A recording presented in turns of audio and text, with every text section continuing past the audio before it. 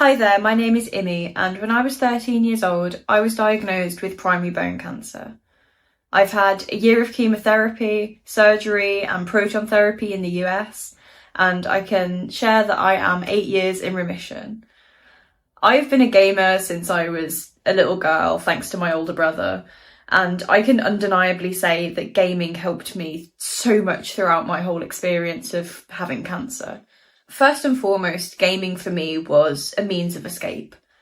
There was a Nintendo Wii on the ward where I was treated, and every second that I could, I'd go and play on the console.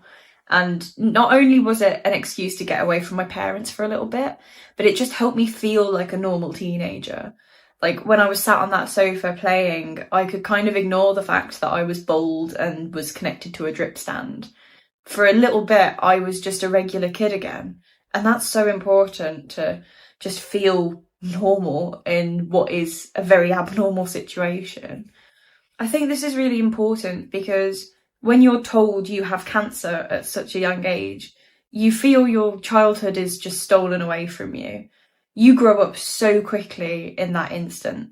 You can't afford to be the child that you were because you have a whole new reality to face. But when it's just you and the console and the characters and this whole other world, you can feel like a kid again. And I think that's so important. Of course, there were times where I didn't feel up to gaming, but the brilliant thing about gaming is that everybody does it and everyone can do it. And so I spent a lot of my time on the gaming sphere of YouTube. And one morning I woke up, it was about 5 a.m, the ward was dark, everyone was still asleep, and I went onto YouTube to see that Five Nights at Freddy's 2 had just dropped. And little 13-year-old me was like, oh my gosh, that's amazing. So I sat there at 5 a.m, pitch black, so quiet, watching Markiplier play Five Nights at Freddy's 2.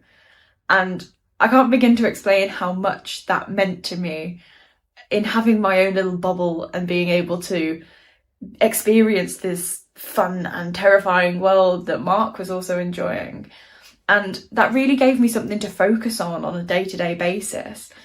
You know, when you're on treatment, you watch the clock and you wait for the treatment to be over and you go, okay, it's 2 days until I leave. But his YouTube videos and several other YouTubers gave me something to focus on that day.